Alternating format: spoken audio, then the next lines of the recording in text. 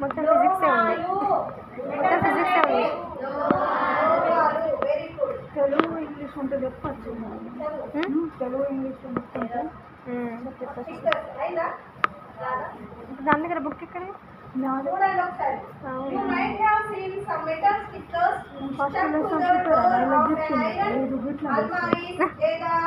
అంతే ఇక మనం డైలీ రాము కదా, అలాగే సిలబస్ రావాలి.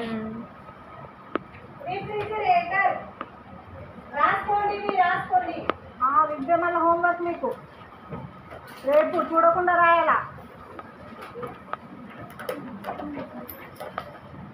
బుక్లో రాసుకోండి.